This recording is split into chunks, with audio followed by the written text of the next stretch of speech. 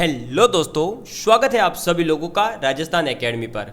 मैं परवीन सिंह आप सभी लोगों के साथ में, जैसा कि आप सभी लोग जानते हैं, राजस्थान के अंतर्गत आने वाली विभिन्न प्रकार की प्रतियोगी परीक्षाओं के लिए आप सभी लोगों के साथ में जुड़ा हुआ था। और हाल ही में संपन्न हुई आपकी परीक्षा लैब असिस्टेंट यानी प्रयोगशाला सहायक, उससे पहले ग्राम सेवक प्री यानी कि जो आपका विलेज डेवलपमेंट ऑफिसर का एग्जाम जो हुआ था उसका प्री एग्जाम के लिए, उससे पहले हम पटवारी एग्जाम के लिए, कंप्यूटर अनुदेशक के लिए और संगणक के लिए, रीट के लिए, सेकेंड ग्रेड के लिए, विभिन्न प्रकार की प्रतियोगी परीक्षाओं के लिए हमने क्लासेस आप लोगों को प्रोवाइड करवाई। तो उस दौरान हमारे पास में कुछ स्टूडेंट्स के कमेंट आने लगे कि सर आप जो एक कंटेंट दे रहे हो वो इतना अच्छा कंटेंट है कि हमें डायरेक्ट एग्जाम के अंदर देखने को मिल रहा है। चाहे आप हाल ही में अभी लैब असिस्टेंट का जो एग्ज़ाम हुआ उसके अंदर आप देखेंगे तो हमने जो फिजिक्स पढ़ाई थी और वो आज भी यूट्यूब पर अवेलेबल है, वीडियोस आप देख सकते हैं ईजीली से। और जब आप उस वीडियोस को देख लेंगे, 81 वीडियोस है और उन सबको देख लेंगे तो आप फिजिक्स का सिंगल एक क्वेश्चन भी पेपर के बाहर नहीं देखेंगे। आपको 30 के 30 क्वेश्चन उन वीडियोस में से मिल रहे हैं। फिर चाहे करंट अफेयर की बात हो तो हमने सिर्फ और सिर्फ 5 करंट अफेयर के वीडियो डाले थे। उन 5 में से 6 क्वेश्चन आपको वहां देखने को मिलेंगे। 5 वीडियो में 50 क्वेश्चन थे, 50 में से 6 क्वेश्चन एग्जैक्ट आपके एग्जाम में देखने को मिले। तो जब ऐसा होने लगा कि हमारा कंटेंट डायरेक्ट आने लगा और जब स्टूडेंट्स को बिलीव हुआ तो हमारे पास लगातार एक क्यूरीज आने लगी कि सर क्यों ना आप आरएएस एग्जाम की प्रिपरेशन करवाएं। तो हमने भी तब देखा कि हमारे पास कंटेंट जो है वो भी बहुत हाई लेवल का है और हमने पूरा आरएएस एग्ज़ाम के लिए जो है एक रिसर्च करा कि क्या है, कितनी कट ऑफ जाती है, किस टाइप के पेपर्स आते हैं, क्या हम ये कंटेंट फ्री में यूट्यूब के ऊपर किसी ने और ने दे रखा है क्या, या इतना कंटेंट रिच कि आपका एग्ज़ाम क्वालिफाई हो जाए। तो ऐसा हमने देखने पर पता लगा कि पूरे अभी तक यूट्यूब के इतिहास में पूरा कोर्स किसी ने नहीं करवाया है। किसी ने बड़े बड़े वीडियोज़ डाल रखे हैं, 4-4, 5-5, 40-40, 50-50 घंटे के, और जितने वीडियो देखना इम्पॉसिबल है। आई थिंक यूट्यूब के ऊपर अगर कोई स्टूडेंट वीडियो को टाइम देखता है तो मैक्सिमम 30 to 40 मिनट का वीडियो देख सकता है। इससे बड़ा वीडियो वो पूरा कभी नहीं देख सकता है। तो हम इस चीज़ को ध्यान रखते हुए कि 30 से 40 मिनट तक ही स्टूडेंट वीडियो देख सके तो हम पूरी कोशिश करेंगे कि हर वीडियो मैक्सिमम से मैक्सिमम 40 मिनट का हो। एक बात तो ये, दूसरी बात कि हम आपको पूरा सिलेबस कंप्लीट करवाएंगे। जैसे हमने लैब असिस्टेंट में वादा किया था कि हम आपको फिजिक्स पूरी करवा देंगे, तो एग्जाम से 15 दिन पहले यूट्यूब के इतिहास में पहली बार ऐसा हुआ होगा कि किसी ने आपको पूरा का पूरा कंटेंट यूट्यूब पर फ्री में पढ़ा दिया हो 15 दिन पहले। ऐसा नहीं कि जब एग्जाम आए तो 5 दिन के लिए मैराथन क्लासें लगा करके बेवकूफ़ बनाया हो, नहीं, हमने पूरी की पूरी क्लासें 15 दिन पहले सिलेबस कंप्लीट कर दिया कि अब आप 15 दिन आराम से नेट बंद करिए, यूट्यूब बंद करिए और रिवाइज करिए नोट्स जो बनाए हैं उनको। ठीक है, तो इसी टाइप की अब हम एक रणनीति लेकर के आए हैं आरएएस एग्जाम 2022 के लिए, यानी राजस्थान एडमिनिस्ट्रेटिव सर्विस के लिए, जो आरपीएससी के द्वारा आयोजित होने वाला एग्जाम है, जिससे कि आप राजस्थान की टॉप मोस्ट पोस्ट पर पहुंच सकते हैं। जो कि राजस्थान की अगर टॉप मोस्ट पोस्ट की बात की जाए तो वो एसडीएम है, जो आपको डायरेक्ट एग्जाम से मिलती है। बाकी इससे ऊपर जितनी भी सर्विसेज है वो सभी या तो प्रमोशन से बनती है या फिर जो वहाँ आईएएस ऑफिसर बैठते हैं। तो आपको एसडीएम बनाने का आप सपना जो है हम पूरा करने वाले हैं, और वो भी पूरी कोशिश रहेगी कि फ्री ऑफ कॉस्ट आप लोगों को पूरा यूट्यूब के ऊपर कंप्लीट सिलेबस अवेलेबल करवाया जाए, जैसे हमने अदर एग्जाम्स का करवाया है। आप चाहे रिकॉर्ड चेक कर सकते हैं, हमने हर एग्जाम का सिलेबस कहा है तो पूरा करवाया है। अब आरएएस एग्जाम से आप क्या बनेंगे, कौन सी पोस्ट मिलेगी, कौन सी रैंक से क्या मिलता है, ये वेरी करेगा वैकेंसी टू वैकेंसी की 2021 में कितनी पोस्टें हैं या 2022 में कितनी पोस्टें आएगी और किस डिपार्टमेंट में कितनी वैकेंसी आएगी, उस पर डिपेंड करता है। कई बार ऐसा होगा अगर एसडीएम की वैकेंसी ही नहीं हो तो आप फर्स्ट रैंक लाइए, तब भी एसडीएम तो नहीं बन सकते जब वैकेंसी नहीं है। तो इसलिए मैं उन चीज़ों पर आपके साथ अभी डिस्कस नहीं करूंगा। केवल आपको बता दूं कि आरएएस का जो एग्ज़ाम है वो आरपीएससी के द्वारा कंडक्ट होता है, राजस्थान पब्लिक सर्विस कमीशन के द्वारा। ठीक है, आरपीएससी के द्वारा कंडक्ट होता है। और इस पेपर को यानी आरएएस बनने के लिए या राजस्थान की जो अधीनस्थ सेवाएं हैं, तहसीलदार वगैरह, उन पोस्ट पर जाने के लिए आपको बेसिकली आरपीएससी के द्वारा आयोजित होने वाला राजस्थान राज्य एवं अधीनस्थ सेवाएं संयुक्त प्रतियोगी परीक्षा पास करनी होगी। उसमें 3 स्टेप्स है। पहला स्टेप होता है परी यानी कि प्रीलिम्स यानी प्रारंभिक परीक्षा, और प्रारंभिक परीक्षा केवल क्वालिफाइंग नेचर की होती है, यानी ये एक केवल स्क्रीनिंग करने का तरीका है कि 10 लाख बच्चों ने फॉर्म भरा तो 10 लाख में से हमें केवल मेंस अगर 50,000 को दिलवाना है तो जो 9.5 लाख बच्चों को हटाए कैसे, तो उसके लिए होता है प्री एग्जाम, यानी कि आप कह सकते हैं प्रीलिम्स प्रारंभिक परीक्षा क्वालिफाइंग नेचर की होगी। ठीक है, इसका पूरा पैटर्न आगे हम समझ रहे हैं। फिर आपके होगा दोस्तों मेंस का पेपर, और मेंस के अंदर आपके 4 पेपर होते हैं। ठीक है, लेकिन आपको याद रखना है कि चारों के चारों पेपर में से एक हिंदी इंग्लिश का होगा, बाकी 3 पेपर जीएस यानी जनरल स्टडीज़ के होते हैं। अदर स्टेट्स की तरह यहाँ पर अपने ऑप्शनल सब्जेक्ट जो है वो पहले ही बंद की जा चुकी है। ठीक, उसके बाद में आ जाता है दोस्तों आपके इंटरव्यू, और इंटरव्यू के पहले मार्क्स हुआ करते थे 100 नंबर, लेकिन अब इस इंटरव्यू के अंदर भी चेंज किया गया है। ऐसा कहा गया है कि 10% ही मैक्सिमम वेटेज रहेगा।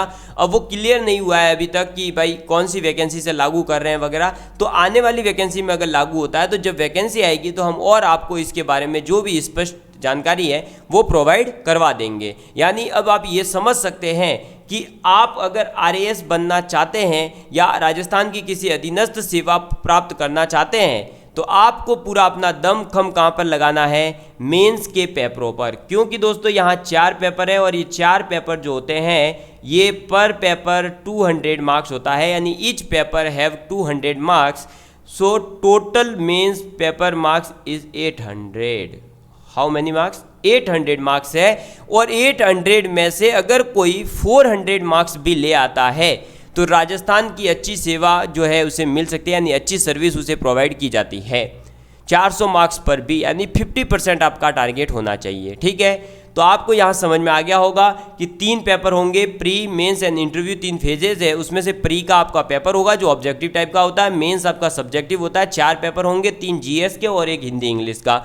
इंटरव्यू जो होगा वो आप लोग सभी जानते हैं। इंटरव्यू तो कैसे होने वाला है, आपका एक तरह से जो है वाइवा होगा, आपके सामने कुछ इंटरव्यूअर्स बैठे होंगे, वो आपसे क्वेश्चंस करेंगे, आपको उनका आंसर देना है। ठीक, तो आपको पता चल गया कि मेंस एंड इंटरव्यू से आपकी जो है मेरिट बनने वाली है, और उस मेरिट से फिर आपकी जो है रैंक डिसाइड हो जाएगी। आज हम इस वीडियो में बात करेंगे प्रीलिम्स एग्जाम जो है वो पहले हम कैसे क्वालिफाई करें, क्योंकि वहाँ पर ज़्यादा हेडेक है, वहाँ 10 लाख स्टूडेंट्स हैं, तो पहले हमें उनको पीछे करना है। तो हम पहले अब बात कर लेते हैं प्रीलिम्स यानी क्वालिफाइंग नेचर का जो पेपर है उसकी। तो दोस्तों देखिए, आपके सामने पेपर आ चुका है और मैं इसको थोड़ा सा बड़ा कर देता हूँ अब। तो देखिए दोस्तों, अब हम बात करते हैं प्रारंभिक परीक्षा के बारे में, उसकी परीक्षा योजना क्या है, उसका पाठ्यक्रम क्या है। सबसे पहले मैं आपको बता दूं कि ये आपका ऑब्जेक्टिव टाइप का पेपर होगा, यानी वस्तुनिष्ठ प्रकार का होगा। ठीक है, और इसके 200 मार्क्स मैक्सिमम डिसाइडेड है, यानी आपका जो ये पेपर है 200 नंबर का होने वाला है। ये स्क्रीनिंग प्रशिक्षण होगा आपका, ये आपको बता ही दिया, क्वालिफाइंग नेचर है। इसका जो लेवल होगा दोस्तों वो आपके ग्रेजुएशन लेवल तक का ये पेपर होता है, यानी कि आप जो पढ़ के आते हैं वो चीज़ें थोड़ी सी ज़्यादा डीपली पूछी जाएगी आरएएस प्री एग्जाम के अंदर। ठीक है, फिर देखिए इसका नाम, पेपर कितने होंगे, तो एक ही होंगे। यूपीएससी के अंदर 2 होते हैं, सीसेट और फिर जीएस, तो यहाँ ऐसा नहीं है, यहाँ सामान्य ज्ञान और सामान्य विज्ञान, और जी जो आपका सीसेट है वो भी एक साथ ही इसमें होता है। 200 मार्क्स का है, आपको 3 घंटे मिलेंगे। ठीक, आपके प्रश्न पत्र के अंदर आपके जो भी ऑब्जेक्टिव क्वेश्चंस है वो कितने आने वाले हैं, 150 क्वेश्चंस आपको मिलने वाले हैं, और 150 के 150 क्वेश्चन आपके समान अंक के होंगे। यानी कि आप ये नहीं कर सकते कि ये क्वेश्चन छोड़ के ये कर लूँ भाई, चाहे वो छोड़ो चाहे वो करो, अल्टीमेटली इक्वल मार्क्स ही मिलने वाले हैं। और नेगेटिव मार्किंग है क्या सर? हाँ बिल्कुल, नेगेटिव मार्किंग रहेगी, और जैसे ही आप एक क्वेश्चन गलत करते हैं तो आपका 1/3 मार्क जो है वो काट लिया जाएगा, 1/3 अंक जो है वो काटे जाएंगे। तो आपको पहले देखिए सिलेबस और पैटर्न पूरा पता होना चाहिए, क्योंकि कई बार हमें यही नहीं पता होता कि हम किसकी तैयारी कर रहे हैं और क्या कर रहे हैं। तो सबसे पहले प्रीलिम्स एग्जाम होगा, प्रारंभिक परीक्षा होगी, जो एक पेपर होगा, वस्तुनिष्ठ प्रकार का होगा, 200 नंबर का होगा, उसके मार्क्स नहीं जुड़ने वाले, 150 क्वेश्चन, 150 क्वेश्चंस आएंगे, सभी क्वेश्चंस इक्वल मार्क्स के होंगे और 1/3 नेगेटिव मार्किंग होगी। ये चीज़ें आपके सामने क्लियर हो गई। अब इसके अंदर कितनी सब्जेक्ट्स हैं, तो मैं आपको इसके अंदर अगर ब्रॉड लेवल पर सब्जेक्ट्स बता दूं दोस्तों, तो आपके राजस्थान की हिस्ट्री, ज्योग्राफी, पॉलिटी, इकोनॉमिक्स, ऐसे ही इंडिया की हिस्ट्री, ज्योग्राफी, पॉलिटी, इकोनॉमिक्स, और साइंस और आपका मैथ्स एंड रीजनिंग, ये है आपका सिलेबस बेसिकली। ठीक है, देखिए अब सबसे पहले बात करते हैं हम राजस्थान के इतिहास में से, कला संस्कृति में से, साहित्य में से, परंपरा और विरासत में से क्या पूछा जाएगा और क्या आपके सिलेबस में दे रखा है। पहला पॉइंट दे रखा है राजस्थान के प्रागैतिहासिक स्थल पुरा पाषाण से लेकर के ताम्र पाषाण तक और कांस्य युग तक के जो स्थल है प्रागैतिहासिक स्थल, उनकी बातें आपको करनी है। तो प्रागैतिहासिक स्थल का मतलब क्या है, आपके जो भी पुराने स्थल है, कालीबंगा हो, चाहे गणेश्वर हो, चाहे ताम्र नगरी हो, चाहे आपका बैराट हो, इन सभी के बारे में आपको बात करनी है। पूरा पाषाण से लेकर के ताम्र पाषाण तक की बातें आपको करनी है। ठीक, तो ये चीज़ पूछी जाएगी। उसके बाद में आपका है ऐतिहासिक राजस्थान में प्रारंभिक ईस्वी काल के महत्वपूर्ण जो ऐतिहासिक केंद्र रहे हैं और प्राचीन राजस्थान में जो समाज कैसा होता था, धर्म क्या थे, संस्कृति कैसी थी, इसके बारे में आपसे पूछा जाएगा। उसके बाद में प्रमुख राजवंशों के बारे में बात की जाएगी और प्रमुख राजवंशों में भी क्या पूछा जाएगा, उनकी राजनीतिक पहुंच कैसी थी और उनका सांस्कृतिक उपलब्धियां क्या है।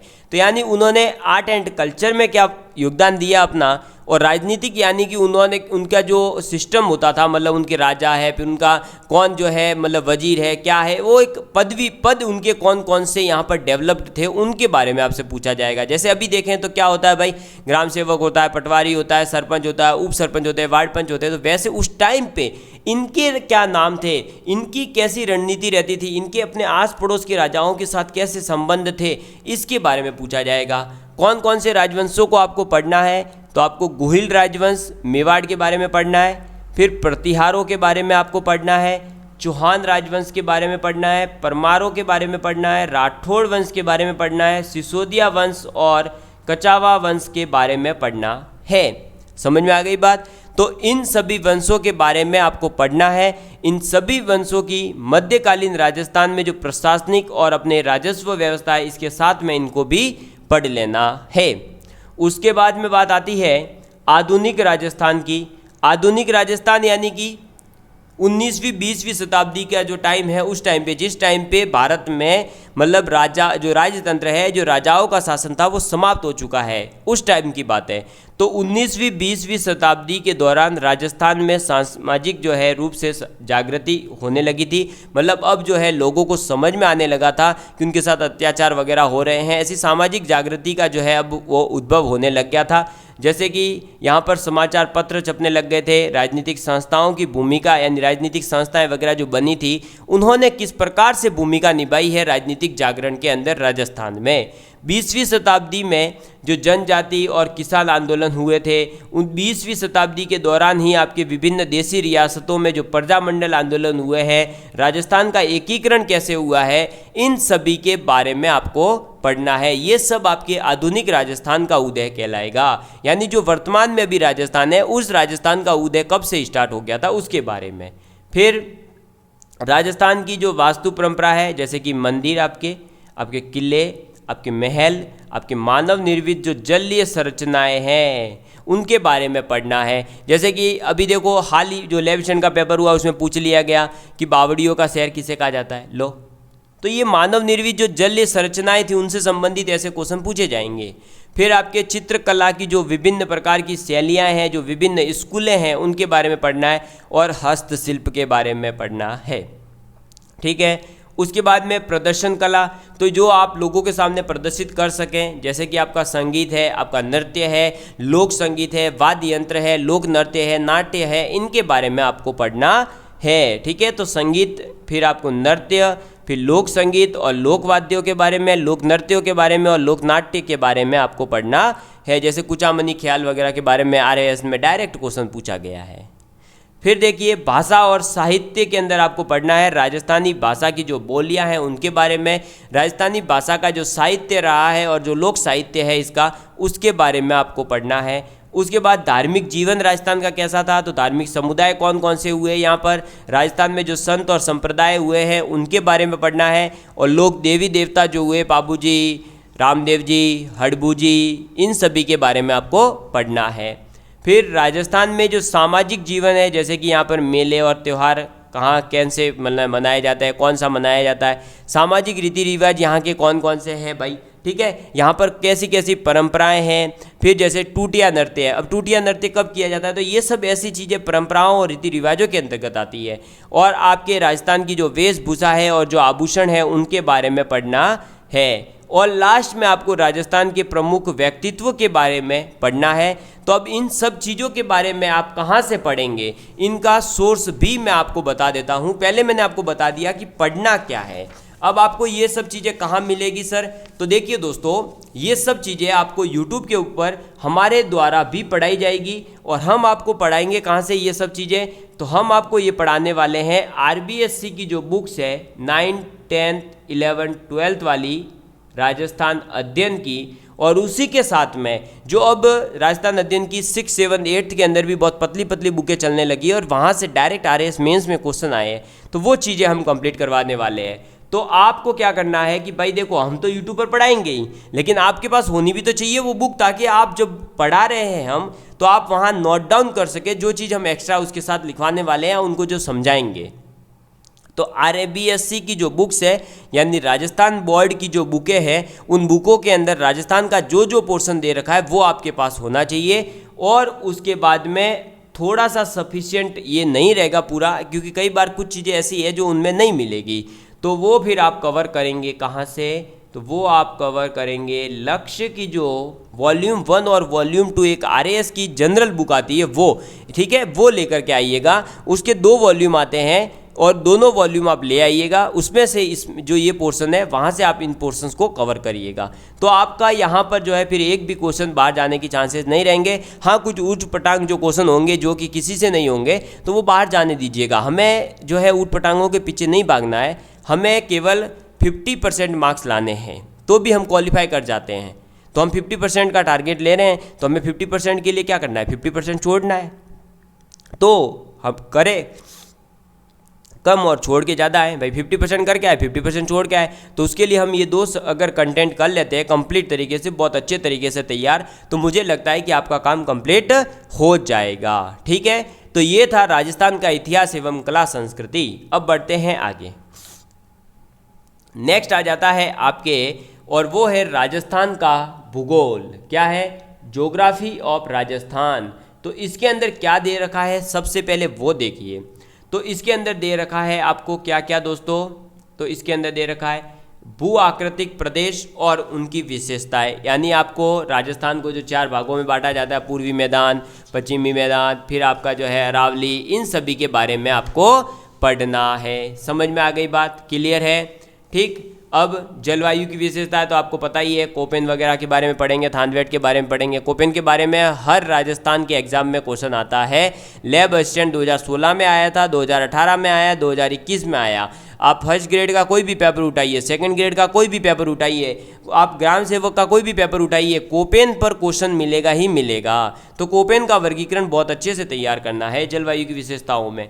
फिर नदी और झीलों के बारे में पढ़ना है, वनस्पति और मृदा के बारे में पढ़ना है, जो भी प्रमुख फसलें हैं। अब प्रमुख फसल में देखो स्पष्ट कह रखा है कि गेहूँ, मक्का, जौ, कपास, गन्ना और बाजरा, यानी ये जो 6 फसलें हैं इनके बारे में ही पढ़ना है। तो आप इन 6 के बारे में पढ़िएगा, इसके अलावा जो भी फसल होती है उनके बारे में पढ़ने मत बैठिएगा, आपके काम नहीं आएगी। क्योंकि हमें सिलेबस के अकॉर्डिंग पढ़ना है, किसी टीचर के ज्ञान के अकॉर्डिंग नहीं।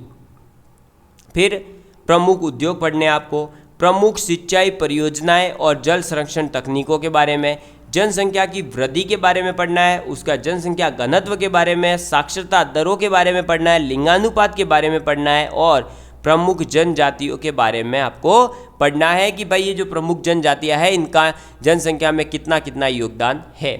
फिर खनिजों के बारे में, तो खनिजों में धात्विक और अधात्विक खनिजों के बारे में पढ़ना है। ऊर्जा संसाधन, परंपरागत और गैर परंपरागत ऊर्जा संसाधन जो होते हैं उनके बारे में, जैव विविधता और उनका संरक्षण पढ़ना है, ये एक एनवायरमेंटल का टॉपिक है वैसे। और पर्यटन स्थल और उसका जो परिपथ है, सर्किट है, उसके बारे में पढ़ना है, यानी कि जो भी हमारे राजस्थान में इससे रिलेटेड जो जो चीज़ें हैं उन सभी के बारे में, या फिर जो आपका एक स्वर्णिम त्रिभुज वगैरह जो है उनके बारे में पढ़ना है। ठीक, ये कहाँ से कवर होगा, तो ये भी दोस्तों आप लोगों के कवर हो जाएगा। कहाँ से, तो ये भी आपका फर्स्ट सोर्स आपको कंप्लीट करना है। आरबीएससी की बुक है जो हम आप लोगों को कंप्लीट करवाने वाले हैं, ठीक है। और आरबीएससी की बुक्स के बाद में आप लोगों को क्या करना है, लक्ष्य की बुक तो जो लाएंगे ही आप, वॉल्यूम 1 और वॉल्यूम 2, उससे ज़रूर सहायता लेनी है। उसके अंदर जो जो चीज़ें दे रखी है वो आप ज़रूर एक बार जो है उससे गो थ्रू होना ज़रूरी है, ठीक है। तो ये राजस्थान का भूगोल है, इसके लिए भी सेम वही आपके जो है सोर्स रहने वाले हैं। बाकी ये चीज़ें पढ़नी है, ठीक। चलो नेक्स्ट आ जाता है अब हमारे सामने राजस्थान की पॉलिटी के बारे में। और राजस्थान की पॉलिटी के अंदर अगर हम देखें तो ये का ये पोर्शन आपके जो है ग्राम सेवक में दे रखा था, और ये पूरा पोर्शन मैंने यूट्यूब के ऊपर पूरा करवा रखा है ऑलरेडी। ये चीज़ें मैंने पढ़ा रखी है यूट्यूब के ऊपर। ये पंचायती राज और जिला प्रशासन इतना बढ़िया पढ़ाया है कि पूरे राजस्थान में वो वीडियो हमारा ट्रेंडिंग पे चला था जब हमारा ग्राम सेवक का प्री होना था तब। और चाहे तो आप देख सकते हैं अभी भी वो वीडियो अवेलेबल है, अभी भी हाईएस्ट सेकंड व्यू उसी के ऊपर चल रहे हैं, ठीक। फिर देखिए राजस्थान की राजनीतिक और प्रशासनिक व्यवस्था में आपको क्या पढ़ना है, तो राज्यपाल महोदय के बारे में पढ़ना है, यानी जो कलराज मिश्र जी बने हैं उनके बारे में।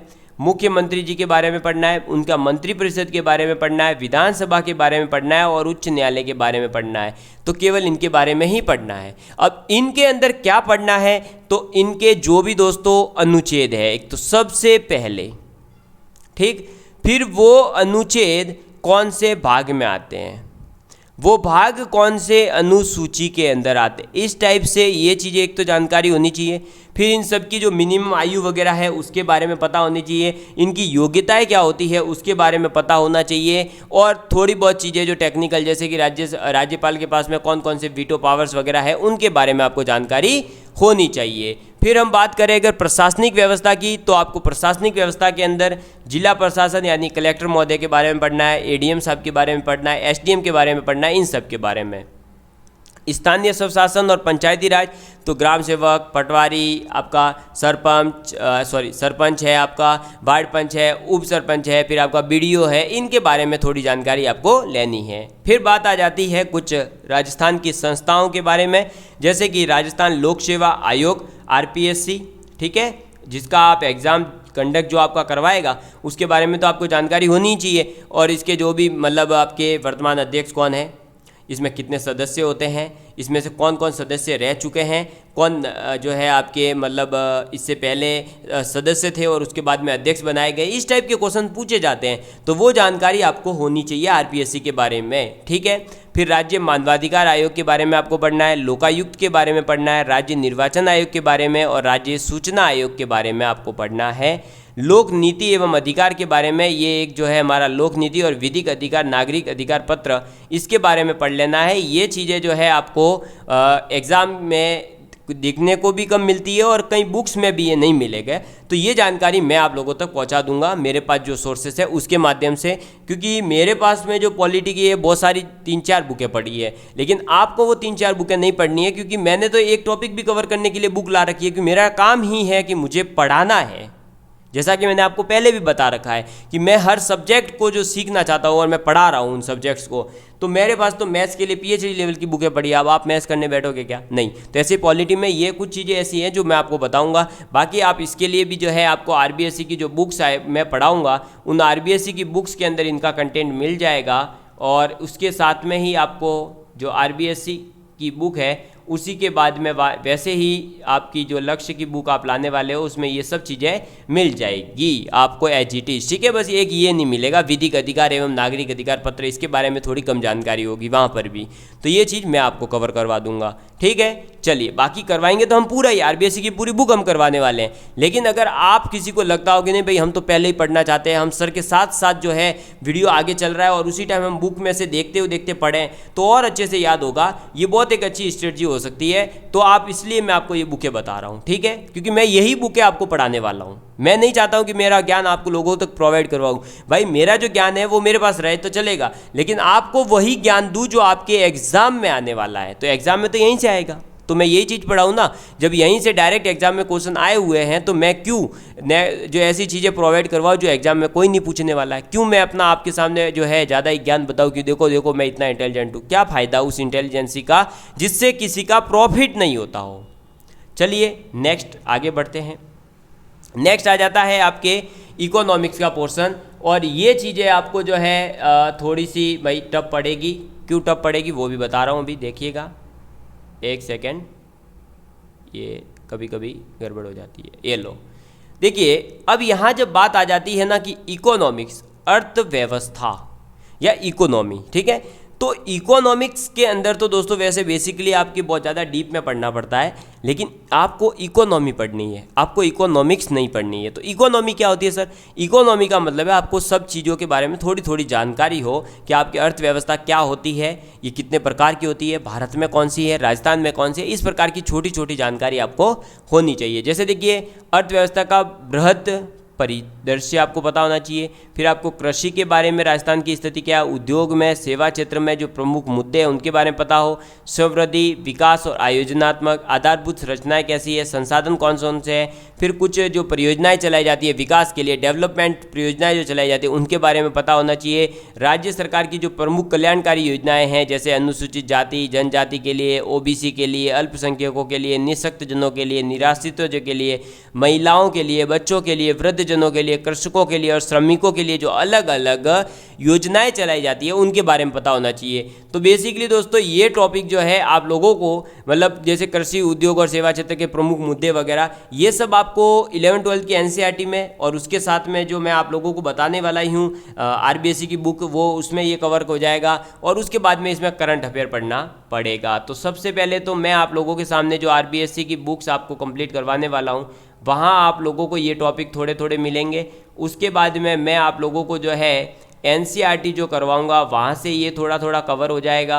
और थर्ड चीज़ बचेगी आपके फिर करंट अफेयर्स। तो करंट अफेयर्स तो फिर आपको कवर करना ही पड़ेगा, वहीं पर योजनाएं वगैरह तो कंप्लीट होगी। अब 1990 की योजना तो अब कोई पूछेगा नहीं, योजना पूछेगा तो 2021 की पूछेंगे मैक्सिमम, ठीक है, या फिर 22 की लेटेस्ट जो भी चल रही है। चलो, तो ये था दोस्तों राजस्थान का history, art and culture, geography, polity, economics, ये जो 4 पोर्शन है, इन चारों के चारों पोर्शंस का मैंने आप सभी लोगों के सामने जो है पूरा का पूरा सोर्सेज के साथ में बता दिया कि आपको क्या पढ़ना है, ठीक है। अब इसके अंदर दोस्तों देखिए, आपने देखा होगा कि मेनली 2 बुक आपके काम आने वाली है, एक आरबीएससी की बुक और एक आपके लक्ष्य की बुक। तो आपको ये 2 बुकें ही खरीदनी है और इस पूरे कंटेंट को पढ़ने के लिए उन 2 के अलावा सिर्फ और सिर्फ जो वीडियो मैं बताने वाला हूँ, जो वीडियो आपको प्रोवाइड करवाने वाला हूँ, वो ही पढ़ने हैं। उसके अलावा कहीं जाने की जरूरत नहीं पड़ेगी, कहीं पर भी जाने की नहीं पड़ेगी जरूरत, किसी भी कोचिंग में जाने की जरूरत नहीं पड़ेगी आपको, ठीक है। चलिए अब आगे बढ़ते हैं। तो इन चीज़ों के बारे में आप ध्यान रखिएगा, इनके नोट्स कैसे बनाने हैं, क्या करना है, वो जैसे जैसे मैं टॉपिक करवाऊंगा ना, उस टॉपिक के साथ में शॉर्ट नोट्स दूंगा, तो आप वहीं पर बना लीजिएगा। आपको अलग से कोई मेहनत करने की ज़रूरत अब नहीं पड़ेगी, ठीक। चलो नेक्स्ट, अब बात करते हैं दोस्तों भारत के बारे में। तो भारत के बारे में जैसे ही हम बात करते हैं, तो भारत के अंदर देखिए, सबसे पहले हमारे इतिहास की बात करते हैं। तो इतिहास में वही चीज़ें हैं, देखिए वापस से कि सिंधु और वैदिक काल की 6ठी शताब्दी में जो श्रमण परंपरा थी और नए धार्मिक विचार जैसे कि आजीवक कौन थे, बौद्ध और जैन, और इन सभी के बारे में पढ़ना है। तो इन सभी के बारे में आपको पढ़ने के लिए कहीं पर भी कुछ भी नया करने की ज़रूरत नहीं है। केवल और केवल सबसे पहले तो आपको कवर करनी है एनसीईआरटी। एक बात आप याद रखिएगा कि सर कहाँ एनसीईआरटी पढ़नी है और कहाँ आरबीएससी की बुक। तो जहाँ भी राजस्थान के परिप्रेक्ष्य की बात हो रही हो, यानी राजस्थान के रेस्पेक्ट में अगर किसी चीज़ की बात हो रही है कि आपको राजस्थान के बारे में बताइए, गरीबी वगैरह ये सब चीज़ें, या राजस्थान का इतिहास, या राजस्थान की पॉलिटी, राजस्थान की इकोनॉमी, तो आप राजस्थान की जो आरबीएससी की बुक है उनको कवर करिएगा। और जब भारत लेवल की बात आती है तो आप राजस्थान की बुकों में जो भारत का दे रखा है वो इतना ज़्यादा सफिशिएंट नहीं है, तब आप एनसीईआरटी की बात करिएगा, ठीक है। समझ में आ गई बात। मैं पानी पी रहा हूँ, आप इसको एक बार देखिए, सिलेबस देखते रहिएगा। मुझे लगता है दोस्तों मज़ा आ रहा होगा। ऐसे ही पूरा एक सिलेबस जो है हम ऐसे ही टॉपिक बाय टॉपिक आपको पूरा पढ़ा भी देंगे, पता भी नहीं चलेगा आपको तो कि सर ने तो पूरा सिलेबस ही पढ़ा दिया यार यूट्यूब के इतिहास में। मेरे को ऐसा लग रहा है भाई साहब ये 23,000 सब्सक्राइबर तो है अभी, वरना जब ये बढ़ गए ना तो मुझे ऐसा लग रहा है, डर लग रहा है अभी से कि जैसा दूसरे चैनलों के साथ होता है, सीधा धमकी देते हैं बेटा बंद कर दे चैनल, या फिर फ्री में मत पढ़ा, नहीं तो हम तेरे को किडनैप करवा देंगे। तो भाई आप साथ देना। हाँ, उस टाइम पे ऐसा रिस्क ले रहा हूँ मैं, देख लो पूरी कोर्स कंप्लीट करवा रहा हूँ, वो भी 3-4 महीने में, पूरा का पूरा कोर्स यूट्यूब पर फ्री। साला दे धनाधन दे, इसकी दब्बी देता छप्पर फाड़ के ही देता है, भगवान बोले तो दे दिया आपको, तो इस बार भगवान ने छप्पर फाड़ के। ठीक है, चलो दूसरा इसके अंदर थोड़ा सा, इसके अंदर एक अच्छी बुक पढ़नी पड़ेगी और वो बुक है स्पेक्ट्रम। अब बात आ जाती है कि सर ये स्पेक्ट्रम जब हम पढ़ते हैं ना तो ये बहुत मोटी है, हमारे समझ नहीं आती। हाँ बेटा, समझ नहीं आती है, अक्सर मोटी चीज़ें समझ नहीं आती कि क्या करें इसका, आप खेले कि खाए। तो मोटी चीज़ों में आप क्या करेंगे, मोटी बुक को क्या करेंगे आप, डरना नहीं है, क्योंकि मैं हूं ना, तो वो मोटी बुक मैं आप लोगों को कंप्लीट करवाऊंगा यूट्यूब के ऊपर। वो भी पढ़ना क्या है, वहाँ पर भी पूरा नहीं पढ़ना है, बात वहाँ अटक जाती है, हमें वही पढ़ना है जो हमारे एग्जाम में आने वाला है। तो इसलिए ये चीज़ें मैं आपको करवाने वाला हूँ। ठीक है, एनसीईआरटी और स्पेक्ट्रम में से आपको अगर कुछ पता चलता है तो आप पढ़ सकते हैं, बाकी नहीं पता चले तो डरना नहीं है, मैं ये चीज़ें कंप्लीट करवा दूंगा। जैसे देखो, भारत के इतिहास में अगर बात की जाए तो भारत के सांस्कृतिक आधार जैसे कि सिंधु और वैदिक काल, 6ठी शताब्दी में जो श्रमण परंपरा थी, आजीवक, बौद्ध और जैन, और मुझे पता है कि आजीवक के ऊपर मेंस में भी क्वेश्चन आया है, और आजीवक के ऊपर जो मेंस में क्वेश्चन आया ना वो एनसीईआरटी में था ही नहीं, वो एनसीईआरटी की हिस्ट्री में नहीं था, वो एनसीईआरटी जो दर्शन शास्त्र में आती है, फिलॉसफी के अंदर उसका क्वेश्चन दे रखा था। देखो, तो ऐसी चीज़ें जब होती है कवर, वो आप नहीं कर सकते, वो हम आपको करवा देंगे, क्योंकि वो आप चीज़ें आप इतना करने जाओगे तो फिर तो बैंड बाजा भारत निकल जाएगी सब। फिर देखो, राजवंशों के बारे में पढ़ना है तो सभी राजवंश रटने नहीं बैठना है, केवल कौन कौन से, मौर्य, कुषाण, सातवाहन, गुप्त, चालुक्य, पल्लव और चोल, इनके बारे में ही पढ़ना है। प्राचीन भारत में जो कला और वास्तु थी, यानी कि आपको आर्ट एंड कल्चर के बारे में पढ़ना है। फिर प्राचीन भारत में भाषा और साहित्य का विकास, कौन कौन से भाषा और साहित्य, केवल संस्कृत, प्राकृत और तमिल। तो अब यहाँ पर और जो भी भाषाएं दे रखी है वो नहीं पढ़ने बैठना है, समझ में आई बात। तो इन 3 के बारे में ही पढ़ना है। फिर सल्तनत काल, जैसे कि प्रमुख सल्तनत शासकों की उपलब्धियों के बारे में पढ़ना है, विजयनगर की जो सांस्कृतिक उपलब्धियां हैं उनके बारे में। फिर मुगल काल के बारे में आपको पढ़ना है कि इनकी जो चुनौतियां थी, सुलह उनके जो है अफगानों के साथ कैसे हुआ, राजपूतों के साथ कैसा व्यवहार था, दक्कनी राज्यों के साथ और फिर मराठाओं के साथ।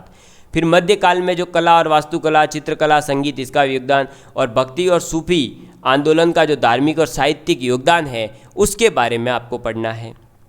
फिर बात आती है आधुनिक काल के बारे में, यानी कि मॉडर्न हिस्ट्री के बारे में, 19वीं शताब्दी से लेकर 1964 तक की। तो आधुनिक भारत का विकास कैसे हुआ, राष्ट्रवाद का उदय कैसे हुआ, बौद्धिक जागरण कैसे हुआ, प्रेस और पश्चिमी शिक्षा आई। फिर 19वीं शताब्दी के दौरान जो सामाजिक धार्मिक सुधार हुए, जो नेता और संस्थाएं बनी, उनके बारे में आपको पढ़ना है। स्वतंत्रता संघर्ष एवं भारतीय राष्ट्रीय आंदोलन, जो विभिन्न अवस्थाएं जैसे कि धाराएं चली, फिर महत्वपूर्ण योगदानकर्ता कौन कौन थे, देश के अलग अलग हिस्सों का जो योगदान रहा है, भाई राजस्थान का क्या योगदान है, आपके पश्चिम का क्या योगदान है, आपके पूर्व का क्या योगदान है, आपके गुजरात का क्या योगदान है, आपके मुंबई का क्या योगदान है, आपके उत्तर का क्या योगदान है, इसके बारे में पढ़ना है। फिर आपको पढ़ना है राज्यों के पुनर्गठन के बारे में, ये पूछा गया है मेंस के अंदर। फिर नेहरू युग के जो संस्थानिक निर्माण हुए उसके बारे में, और विज्ञान और फिर तकनीकी का विकास जैसे हुआ है उसके बारे में आपको पढ़ना है। तो आप यहाँ 2 बुकें पढ़ेंगे, एक एनसीईआरटी और एक स्पेक्ट्रम की बुक। ठीक है, अब एनसीईआरटी में किसी के दिमाग में आ रहा हो सर मैं पुरानी पढ़ूँ कि नई एनसीईआरटी पढ़ूँ, तो बेटा देखो, पुरानी पढ़ो चाहे नए पढ़ो, एनसीईआरटी पढ़नी है। ठीक है, दोनों में ही लगभग सेम ही कंटेंट दे रखा है। नई वाली आरएएस के लिए वैसे ज़्यादा बेनिफिशियल रहती है ओल्ड के कंपेरिजन में, तो आप नई वाली पढ़ सकते हैं। ठीक है, बाकी आपके पास देखो नॉलेज की भाई कोई वो तो है नहीं सीमा, आप पुरानी भी पढ़ लो, टाइम ज़्यादा है तो। ठीक है, और नहीं है टाइम तो फिर आप नहीं पढ़ो केवल। ठीक है, पुरानी वाली मत पढ़ो अभी, बाकी हम जो पढ़ाएंगे उसमें पूरा मिक्स करके पढ़ाएंगे, हम तो एक एक बुक पढ़वाने वाले हैं आपको। ठीक, चलो आगे देखो। नेक्स्ट आ जाता है अब विश्व और भारत का भूगोल। अरे बेटा, इसमें पता है इसमें दिक्कत कहाँ आती है, ये टॉपिक ऐसा है जो डायरेक्ट किताब में से आता है बस, फिर भी लोग नहीं कर पा रहे हैं। पूरा किताब में से आएगा। कौन सी किताब में से सर? अरे इसके लिए कोई दुनिया की बुक नहीं खरीदी, 11th और 12th की एनसीईआरटी की ज्योग्राफी की जो बुकें हैं ना बेटा, वो पूरी कर लो। ये एनसीईआरटी ज्योग्राफी की बुकें ऐसी है कि आपको आरएएस में ही नहीं, ये यूपीएससी में भी बहुत इंपॉर्टेंट है और इनमें से डायरेक्ट आरएएस मेंस के अंदर क्वेश्चन आए हैं। डायरेक्ट, कहीं पर भी कुछ भी करने की जरूरत नहीं पड़ी है, डायरेक्ट क्वेश्चन आए हैं, सीधे सीधे। मैं बताऊंगा जब आपको पेपर सॉल्व करवाऊंगा तो सीधे सीधे क्वेश्चन आए। जैसे ये जो यहाँ पर देखिए आपका पर्वत है, इनके बारे में पूछा गया, पठारों के बारे में, मैदानों के बारे में डायरेक्ट पूछा गया है। मेंस के अंदर एक दे रखा है समय सारणी के बारे में, और समय सारणी वो सिर्फ एनसीईआरटी में मिलती है और कहीं मिल ही नहीं रही है। लो, तो ये जो है ज्योग्राफी की एनसीईआरटी, इसके साथ में आपको प्री में थोड़ा सा क्या है, फैक्ट ज़्यादा चाहिए होते हैं, और ज्योग्राफी में आपको फैक्ट ज़्यादा नहीं मिलेंगे। इसके अंदर बहुत सारी चीज़ें ज़्यादा डीप में दे रखी है, केवल मतलब आपको समझ में आ जाएगी चीज़ें, लेकिन जो थ्योरेटिकल जो फैक्ट वाइज क्वेश्चन पूछे जा सकते हैं वो नहीं मिलेंगे। तो उसके लिए आपको क्या करना पड़ेगा, महेश कुमार बर्णवाल जी की एक बुक आती है भारत का भूगोल या समग्र भूगोल नाम से, वो आप कवर कर सकते हैं उसमें। और इन दो को अगर आपने कवर कर लिया इन टॉपिक वाइज तो 101% आपका सभी क्वेश्चंस मिल जाएंगे। ठीक है, अब कुछ चीज़ें जैसे देखो, ये है मरुस्थलीकरण है, वनोन्मूलन है, जलवायु परिवर्तन है, ग्लोबल वार्मिंग है, तो इनको थोड़ा सा आप करंट से भी अपडेट कर दिया करें। फिर कृषि के प्रकार है, जलवायु, नदियाँ, और ये देखो पर्वत, पठार, मैदान, मरुस्थल, इनके बारे में पढ़ना है। मानसून तंत्र के बारे में पढ़ना है, नदियाँ, झीलें, फसल। अब यहाँ पर भी देखो वही फसलें हैं, गेहूँ, चावल, कपास, गन्ना, चाय और कॉफ़ी, तो इनके बारे में ही पढ़ना। खनिजों में तो केवल लौह अयस्क, मैग्नीज, बॉक्साइट और अभ्रक, तो इन चार के बारे में ही पढ़ना। ऊर्जा संसाधन तो परंपरागत, गैर परंपरागत, औद्योगिक क्षेत्र और राष्ट्रीय राजमार्ग और परिवहन गलियारे जो भी हैं उनके बारे में आपको पढ़ लेना है। ठीक है, बस एक ज्योग्राफी में याद रखिएगा कि जो भी चीज़ पढ़े उसके साथ में आप जो है इसको मैप पर ज़रूर याद रखें, क्योंकि मैप से आपका जो है एक तो मैप बनाने की प्रैक्टिस हो जाएगी जब देख देख करेंगे, तो दूसरा जब आपको मैप पता होगा तो आपको मेंस के अंदर भी ज़्यादा प्रॉफिट होगा, और तीसरा कई बार जो है आरएएस प्रीलिम्स के अंदर जो आपका पेपर है उसमें डायरेक्ट नक्शा बनाकर दे दिया जाता है और एबीसीडी लिख दिया जाता है और बोल दिया जाता है यहाँ एबीसीडी की जगह स्थान बताओ कि कौन सा कहाँ पर्वत है, या कौन सी झील कहाँ पर आ रही है, या जो वर्षा का रेशियो है वो कहाँ पर कितना ज़्यादा है, या कौन सी फसल का किससे संबंध है। तो इसलिए हमें अगर जो है मैप बनाना आता होगा तुम्हारा बहुत आसानी से काम निकल जाएगा, इसलिए आप जो है मैप जरूर बना करके तैयार करिएगा। ठीक है, तो ये था आपका विश्व और भारत का पूरा भूगोल। ये दो बुकें आपको पढ़नी है, 11-12 की एनसीईआरटी। उसके बाद में आप फैक्ट के लिए ज़्यादा आप महेश कुमार बर्णवाल जी की बुक पढ़ सकते हैं। ठीक, चलो नेक्स्ट आ जाता है अब भारत की जो आपके संविधान के बारे में, यानी पॉलिटी इंडिया लेवल की। ठीक है, राजस्थान की तो बताई दी, अब ये इंडिया की पॉलिटी है। इंडिया की पॉलिटी में क्या दे रखा है, देखो संविधान सभा के बारे में, भारतीय संविधान की जो विशेषताएं हैं, संवैधानिक जो संशोधन हुए हैं, आपकी प्रस्तावना के बारे में, मूल अधिकारों के बारे में, राज्य नीति के जो निदेशक तत्व हैं उनके बारे में, मूल कर्तव्यों के बारे में आपको पढ़ना है। तो भारतीय संविधान का जो दार्शनिक तत्व है, यानी कि आप ये कह सकते हैं कि जो संविधान का स्टार्टिंग वाला पोर्शन है, भाई ये संविधान कैसे बना, क्या हुआ था, कब बना था, कौन सी सभा थी, क्या था, वो जो दार्शनिक फिलॉसफी कह सकते हैं हम, ये संविधान बनाने के पीछे क्या हमारा विजन था, वो चीज़ आपसे पूछी जाएगी। और उसके बाद में आपसे भारतीय राजनीतिक व्यवस्था के बारे में भी पूछा जाएगा, जैसे आप राष्ट्रपति जी के बारे में, तो अभी जो बन रही है नई, उनके लिए आप याद रखिएगा कि उनके जो है एक सांसद के वोट की वैल्यू कितनी थी, उनको टोटल वोट कितने मिले। करंट अफेयर्स में ऐसे क्वेश्चन पूछे जाते हैं। या आपसे पूछ लिया जाए राष्ट्रपति के चुनाव की प्रक्रिया को आप पूरा समझाइए, मेंस में अगर ये पूछ ले तो आपको वहाँ ये एक एग्जाम्पल के रूप में आप जो है वोट की वैल्यू वगैरह रख कर बताते हैं, तो उन्हें ये लगेगा कि हाँ इस स्टूडेंट को ये पता है कि करंट में जो अभी मुख्य राष्ट्रपति जी जो नियुक्त हुई वो कैसे नियुक्त हुई है, तो उसको ये लगेगा कि हाँ इनसे प्रैक्टिकल नॉलेज भी है, केवल ये रट कर नहीं आए हैं कि भाई सांसद उनको चुनेंगे, ये करेंगे, उसकी ये वैल्यू होगी, उसका 10 न वो नहीं, रियलिटी पता होनी चाहिए। तो वो आप एग्जाम्पल करंट वाला भी याद कर लीजिएगा भाई। प्रधानमंत्री, मंत्रिपरिषद के बारे में पढ़ना है, संसद के बारे में, उच्चतम न्यायालय के बारे में, और न्यायिक पुनरावलोकन जो होता है उच्चतम न्यायालय का पावर है, यानी कि जुडिशियल रिव्यू के बारे में आपको जरूर पढ़ना है। ठीक है, फिर देखिए भारतीय निर्वाचन आयोग के बारे में पढ़ना है, नियंत्रक एवं महालेखा परीक्षक कैग के बारे में पढ़ना है, नीति आयोग जो पहले योजना आयोग हुआ करता था, केंद्रीय सतर्कता आयोग के बारे में पढ़ना है, लोकपाल के बारे में पढ़ना है, केंद्रीय सूचना आयोग पढ़ना है, राष्ट्रीय मानवाधिकार आयोग पढ़ना है। तो जब ये चीज़ें पढ़ेंगे आप तो इसके साथ में आप जो है राजस्थान की पॉलिटी को जरूर ऐड कर लीजिएगा, तो वो भी यहाँ पर कवर हो जाएगी। क्योंकि जब आप पढ़ रहे हैं राष्ट्रीय मानवाधिकार आयोग तो राज्य मानवाधिकार आयोग भी वो का वही है, पढ़ लीजिए उसके साथ, ठीक है। फिर देखो संघवाद और लोकतांत्रिक राजनीति, गठबंधन सरकारें और राष्ट्रीय एकीकरण, इसके बारे में पढ़ना है। और इसके लिए one and only one book आपको प्रिफर करनी है, वो है आपके एम लक्ष्मीकांत, ठीक है। इसको आप बहुत अच्छे से तैयार कर लीजिएगा, एम लक्ष्मीकांत बुक को। उसके बाद में जो इसके साथ में कुछ ऐसे वर्ड्स है जैसे निरपेक्ष के बारे में, अब धर्म निरपेक्ष क्या होता है इसके बारे में बताइए, पंथ निरपेक्ष क्या होते हैं, तो ऐसी कुछ चीज़ें जो डिटेल में पूछी जाती है वो चीज़ें मैं आप लोगों को और अच्छे से करवा दूंगा, ठीक है। बाकी आप ये अच्छे से एम लक्ष्मीकांत बुक आप जो है अच्छे से तैयार कर लीजिएगा। लेटेस्ट वर्जन जो आया है वो आप ला सकते हैं, ग्रीन कलर की बुक है वो लाइएगा, ठीक। चलिए नेक्स्ट बढ़ते हैं आगे।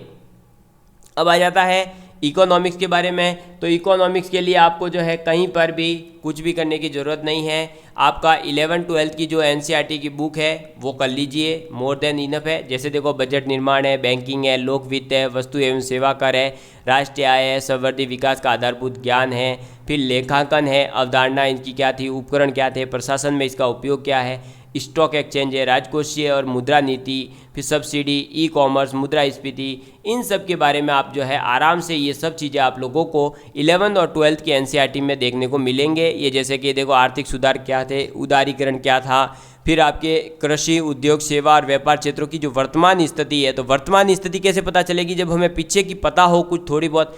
फिर आपके सूचकांक है, मानव विकास, वैश्विक खुशहाली, गरीबी और बेरोजगारी की अवधारणा क्या है, प्रकार, इनके कारण, फेलोशिप, इनकी जो भी योजनाएं वगैरह आई है उनके बारे में, कमजोर वर्ग के प्रावधान। तो इसमें आपको क्या करना है, केवल और केवल 11-12 की एनसीईआरटी की बुकें जो है वो पढ़िए और उसके साथ में आप इसमें जो है करंट अफेयर्स को ऐड करिएगा। और तीसरा जो हम आपको देखो भाई, इन सभी के अंदर सोर्सेज के साथ में आप हमारी वीडियोज जो हम आप लोगों को प्रोवाइड करवाने वाले हैं उनको तो ऐड करनी ही है। क्यों? क्योंकि दोस्तों उसके अंदर क्या होगा, यही सब चीज़ें होगी, लेकिन आप लोगों को कि भाई पढ़ना कैसे है, कौन सा प्रीवियस ईयर में क्वेश्चन पूछा गया है, कहाँ से पूछा गया है, वो सब चीज़ें हम आप लोगों को प्रोवाइड करवाने वाले हैं, ठीक है। चलिए आगे बढ़ते हैं नेक्स्ट। अब बात आ जाती है दोस्तों आपके ऐसे पोर्शन की जहाँ पर कोई बुक वगैरह आपके काम नहीं करेगी, आपकी केवल मेहनत काम करेगी। जैसे ये है आपका तार्किक विवेचन और मानसिक योग्यता, यानी कि जो आपका एबिलिटी एंड आपका जो रीजनिंग वगैरह है, मैथ्स वाला पोर्शन है, ये सब यहाँ पर आ जाता है। तो ये आपको पूरा हम यूट्यूब पर करवा देंगे, वहीं से आप कर लीजिएगा। और उसके बाद में जब हम आपको सी सेट के, यानी कि आपका जो सिविल सर्विसेज यूपीएससी के लिए जो एक पेपर होता है सी सेट का, वो हम जब सॉल्व करवाएंगे तो वहाँ आप ये सब चीज़ें आपको देखने को मिलेगी। इन सब से क्वेश्चन वहाँ आते हैं, तो मैं जब वो करवाऊंगा तो उसकी प्रैक्टिस कर लेना। बाकी जो क्लासेस मैं लगाऊंगा तो उस क्लासेस में ये सब टॉपिक भी मैं कंप्लीट करवाने वाला हूँ, क्योंकि सी सेट और आपके इसका सिलेबस सेम ही है, ठीक है। तो इसके लिए ज़्यादा कहीं कोई बुक वगैरह लाने की ज़रूरत नहीं है। कई लोग बहुत मोटी मोटी बुकें ले आते हैं, फिर लास्ट में पढ़ भी नहीं पाते, और पढ़ना जरूरी भी नहीं है क्योंकि इतना ज़्यादा नहीं पूछने वाले, ठीक। इसके आपसे 15 से 20 क्वेश्चन पूछे जाते हैं, और वो 15 से 20 में से 10 क्वेश्चन तक तो मैं एक बार आप मेरी क्लास अटेंड करेंगे तो भी सही कर जाएंगे। जैसे फिजिक्स कई बच्चों को समझ नहीं आ रही थी, लेकिन एग्जाम के अंदर वो 25+ क्वेश्चन करके आए हैं 30 में से, और क्या चाहिए। तो वजह ऐसा इंप्रूवमेंट आपको भी इसमें देखने को मिल जाएगा, इसकी दिक्कत नहीं लेनी है आपको। फिर बात आ जाती है साइंस की। तो साइंस के अंदर आपको वही वापस से जो है एनसीईआरटी पढ़नी है, या आप लुसेंट की बुक में से पढ़ सकते हैं, ठीक है। बाकी मेरा मानो तो आप 9-10 की जो और 11-12 की, ठीक है। 11-12 में केवल कुछ टॉपिक देखने हैं, जैसे जैव विविधता वाला है, प्राकृतिक संसाधनों का संरक्षण है, संधारणीय विकास है, इसके बारे में है, ठीक है। नैनो टेक्नोलॉजी है, जैव प्रौद्योगिकी इसमें दे रखी है, आनुवांशिक अभियांत्रिकी थोड़ी बहुत दे रखी है 11-12 में से। तो वो 9-10 की पूरी बुक आप जो है एनसीईआरटी की कंप्लीट कर सकते हैं। बाकी इसके साथ में आपको करंट अफेयर्स ऐड करना ही पड़ेगा, ठीक है। बाकी इसके अंदर जैसे ये RH कारक वगैरह ये सब आपको 9-10 के अंदर मिल जाएंगे।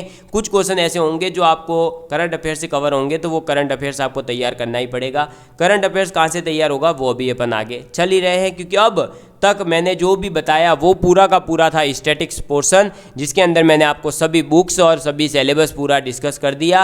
अब लास्ट पोर्शन जो आपके आ जाता है वो आ जाता है समसामयिकी घटनाएं। समसामयिकी घटनाएं यानी कि करंट अफेयर्स, और करंट अफेयर्स के लिए आपको कैसे तैयारी करनी है। तो दोस्तों आप करंट अफेयर्स के लिए मंथली मैगजीन एक तो कोई भी फॉलो करें जो आपको अच्छी लगे, ठीक है, चाहे फिर आप उसमें दृष्टि वगैरह कोई भी कोचिंग की ले सकते हैं, आपकी इच्छा है। बाकी हम आपको करवाएंगे ही, लेकिन फिर भी क्या है कि देखो अब ऐसा है कि भाई सब चीज़ें एक साथ तो हम प्रोवाइड नहीं करवाएंगे। किसी को लगे कि नहीं मैं तो मेरा करंट अफेयर आज से ही पढ़ूँ, किसी को लगे नहीं ठीक है सर पढ़ाएंगे तब, तो वो मैं सिर्फ सोर्सेज बता रहा हूँ। मंथली मैगजीन आपको एक फॉलो करनी चाहिए। उसके बाद में आपको राजस्थान का एक कोई भी लोकल एग्जाम जो न्यूज़पेपर है वो आप ले सकते हैं। अब लोकल का मतलब ये नहीं कि कोई जो है आप जाकर के वो आपके घर पे एक मतलब पूरे बस जैसे जालोर सिरोही में बिक रहा हो चाहे पाली में बिक रहा हो, वो नहीं। जैसे राजस्थान पत्रिका या दैनिक भास्कर आप ले सकते हैं, और एक आप दैनिक जागरण न्यूज़पेपर जो होता है जिसमें बहुत अच्छे से हिंदी की न्यूज़ बहुत अच्छे लेवल पर आती है। आप ये कह सकते हैं कि द हिंदू जैसे इंग्लिश मीडियम वालों के लिए, तो हिंदी वालों के लिए आप दैनिक जागरण को उसमें लगभग यूज कर सकते हैं, वो आप कवर करिएगा। मंथली मैगजीन आपको पढ़नी जरूरी है, क्योंकि करंट अफेयर्स में नोट्स वगैरह बनाने मत बैठिएगा,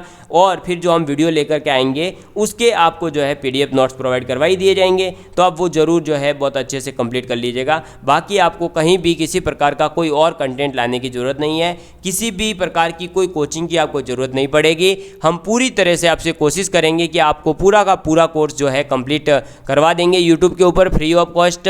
बाकी आप लोगों को पता ही है दोस्तों, कभी अगर थोड़ी सी सहायता करने की पड़ी आपको आवश्यकता, तो आपको सहायता करनी ही चाहिए, ठीक है। मात्र ये मान के चलिए कि भाई कभी जैसे कह दिया कि भाई आपका पूरा सिलेबस जो है यूट्यूब के ऊपर करवाते वक्त हमें ये प्रॉब्लम आ रही है, तो आप थोड़ी सी फाइनेंशियल हेल्प कर दीजिए, तो 100-50 रुपये 60 रुपये 70 रुपये जो आपकी दया हो, भाई 7-8 रुपये 10 रुपये मजाक कर रहा हूँ, कुछ नहीं चाहिए, बस आप अपना मेहनत करते रहिए, पढ़ाई करते रहिए, अपना सिलेक्शन करवाइए, ये ज़्यादा ज़रूरी है। बाकी चीज़ें तो अपन देख ही लेंगे, ठीक है।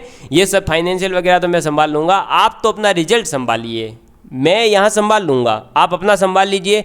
तो फिर दोनों संभल गए तो फिर इतिहास में आपने देखा ही है कि जब दोनों राजा एक जैसे अगर इकट्ठे हो जाते थे तो आगे कोई जीत पाया है क्या? नहीं जीत पाता था। तो वैसे ही जब दोनों एक तरफ से आप भी संभाल रहे एक तरफ मैं संभाल रहा हूँ, दोनों ने अगर संभाल लिया तो आपकी नैया भी पार है, हमारी नैया भी पार है, और राजस्थान में नाम हो जाएगा कि हाँ भाई फ्री में एजुकेशन देकर भी राजस्थान में एडमिशन करवाए जो RAS बना जा सकता है, ठीक है। किसी कोचिंग की कोई ज़रूरत नहीं पड़ती है, और टेस्ट भी आपको प्रोवाइड करवाए जाएंगे। मैं क्वेश्चंस आपको यूट्यूब के ऊपर दूंगा, आपको सॉल्यूशंस भेजने हैं, ठीक है, उसको भी चेक करवाए जाएंगे। रखेंगे टीम भी यार, टेंशन नहीं लेना है, अपने पास अभी भी है 5 जने अपने साथ काम करते हैं, वो यही काम करते हैं आपके लिए, क्वेश्चन वगैरह ही बना रहे हैं अभी से, ठीक। चलिए, love you all of you, take care. And जो भी आपको सोर्सेस और जो मैंने आपको बता दिया कि आपको क्या करना है, अब देखिए दोस्तों, जैसे कि ये सिलेबस वगैरह मैंने आपको डिस्कस करके बता दिया है और सोर्सेज बता दिए हैं, लेकिन अब इसके साथ में आपको कौन सी सब्जेक्ट से जो है कौन से पे ज़्यादा फोकस करना है, कौन से पे नहीं करना है, वो आपके ऊपर डिपेंड करता है। बाकी जब मैं आप लोगों को पूरी क्लासेस लूँगा ना सब्जेक्ट वाइज, जैसे आपकी वीडियो अपलोड होना स्टार्ट करूँगा, तब आपको और अच्छे से बता दिया जाएगा, वो हर एक वीडियो में बताया जाएगा और टॉपिक वाइज बताया जाएगा। जैसे भाई मैं जब स्टार्ट करूँगा, जैसे कि भाई ये मैंने प्रमुख राजवंश स्टार्ट करे, तो मैं उसमें बता दूंगा कि इस राजा को आप छोड़ दीजिएगा, इसको ये कर लीजिएगा, वो हम प्रैक्टिकल के साथ में करेंगे। ऐसा नहीं कि भाई बस मैं यहाँ पे ज्ञान दे दूँ, ये कर लो वो कर लो, फिर वहाँ कुछ हो ही नहीं रहा, नहीं ऐसा नहीं, लाइव, ठीक है। चलिए, तो ये था सिलेबस, और ये वीडियो अच्छा लगा है तो प्लीज़ राजस्थान के सभी स्टूडेंट तक पहुँचाने का प्रयास करिएगा। धन्यवाद।